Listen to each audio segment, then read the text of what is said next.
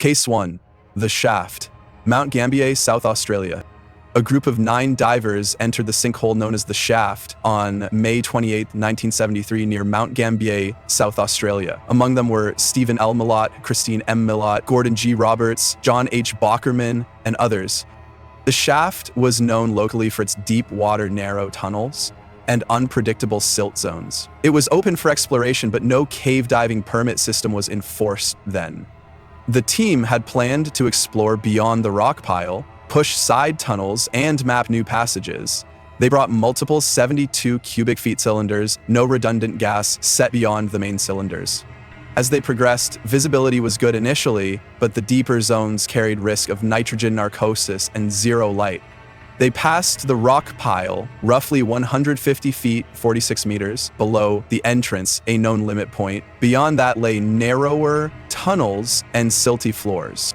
At one point, some divers suffered narcosis and misinterpreted their depth, pushing into darker tunnels without reference to line. Others lost track of the guideline. Immediately, divers found themselves disoriented, breathing faster, gas supplies dropping precipitously, and their judgment failed.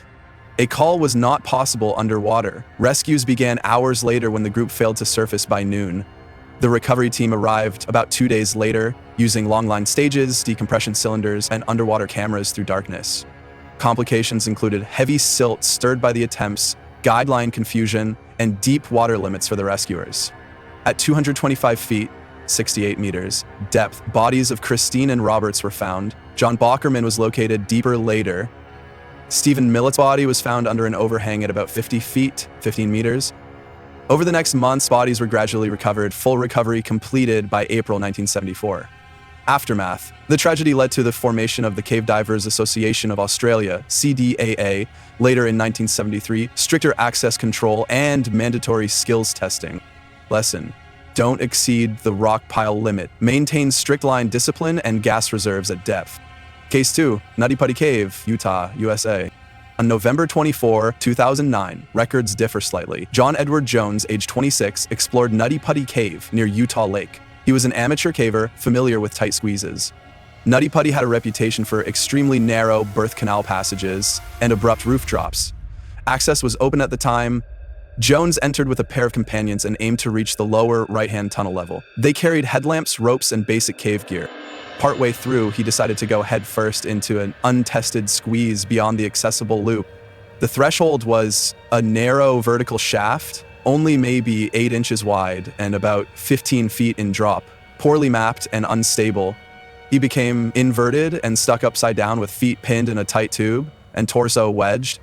Immediately, his airway was compromised, blood flow restricted, and carbon dioxide accumulated. Rescue efforts began within hours, but reaching him through passages of 18-inch width and tight bends was extremely slow.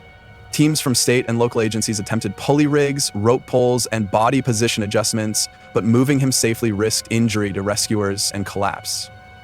As more time passed, oxygen depletion, fatigue, and worsening position prevented any safe extraction.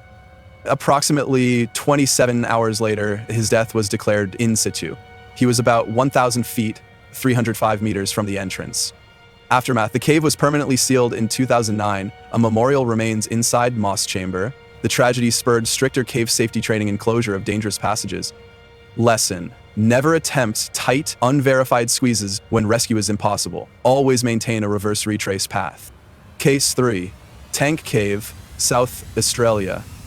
On February 25, 2011, Agnes Miloka, age 29, a highly experienced cave diver, entered Tank Cave in South Australia with a dive partner to carry out mapping and exploration.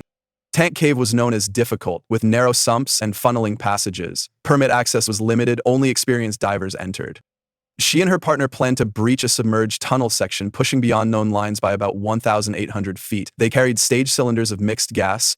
During the dive, visibility degraded and the flow increased unexpectedly. Milok turned to reorient. Her guideline was lost in silt.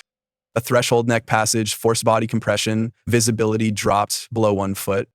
She tested for the line but could not find it, then suffered air depletion because of increased breathing rate.